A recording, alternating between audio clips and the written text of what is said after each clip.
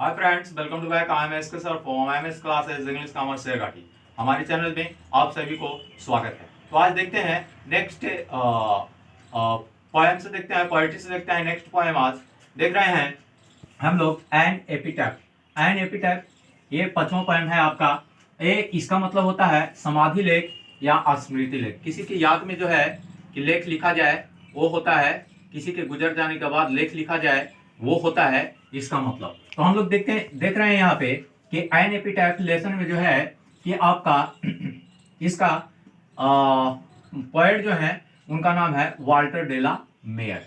Walter de la mayor का जन्म होता है 1873 में और मृत्यु होती है 1956 में।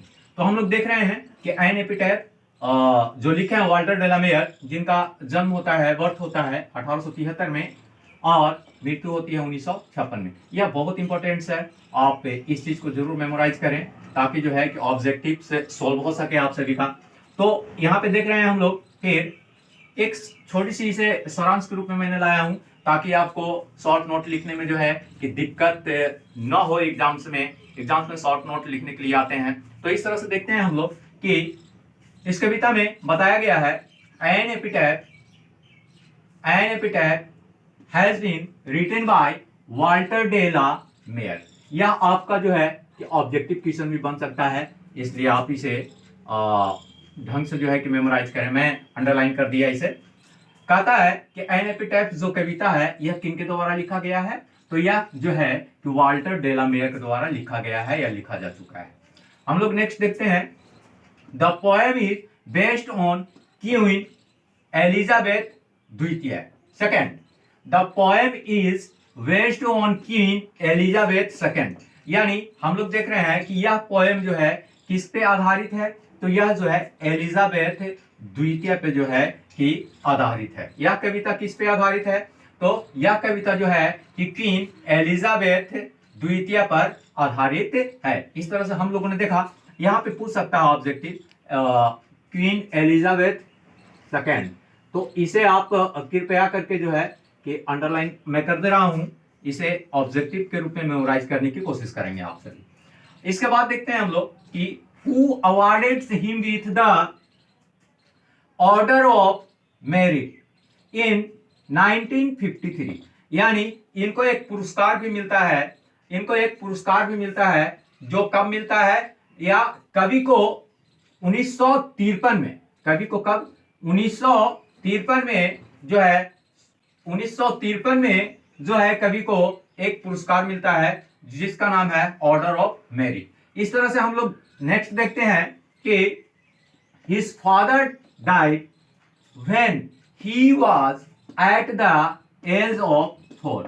इनके पिता की मृत्यु हो जाती है जब यह कितने वर्ष के होते हैं, जब यह 4 वर्ष के थे। यानी 4 वर्ष की इनकी आयु थी, तो इनके पिता का जो है, लेखक के पिता का जो है कि मृत्यु हो जाता है। इसी मृत्यु के स्मृति, इसी एन एपिटैफ को जो है कि इन्होंने लिखा। इसी का यादगार में, अपने पिता की यादगार में एन एपिटैफ को जो है कि इन्होंने लिखा। इस तरह से इसे भी आप अंडरलाइन कर लेंगे कि जब उनके पिता की मृत्यु होती है उस समय लेखक का उम्र कितना रहता है, तो 4 ईयर यानी 4 इयर्स यानी 4 वर्ष।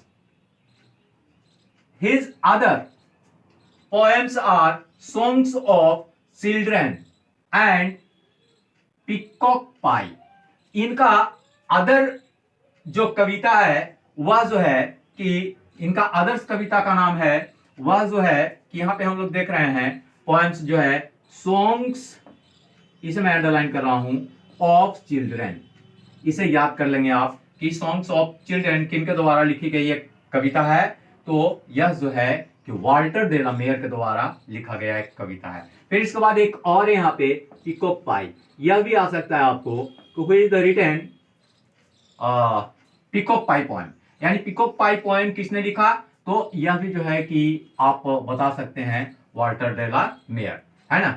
तो इस तरह से हम लोगों ने देखा कि ये 2 कविताएं जो हैं कि इनके द्वारा लिखा गया है और इसे आप ढंग से मेमोराइज कर लेंगे। नेक्स्ट देखता हूं मैं, इसका कुछ हिंदी सारांश भी मैंने आपके लिए लाया हूं ताकि जो है कि आपको समझने में दिक्कत ना हो सके और आप सही सलामत जो है कि समझने के प्रयास कर सकें। तो इस तरह से देख रहा हूं हम लोग यहाँ पे एन एपिटाइप एक कविता है जो वाल्टर डेला मेयर ने लिखा है, और यह कैसा है, कैसा कवि है यह वाल्टर डेला मेयर? तो यह एक मॉडर्न कवि है, याद रखेंगे यह एक मॉडर्न पोएट है वाल्टर डेला मेयर, है ना।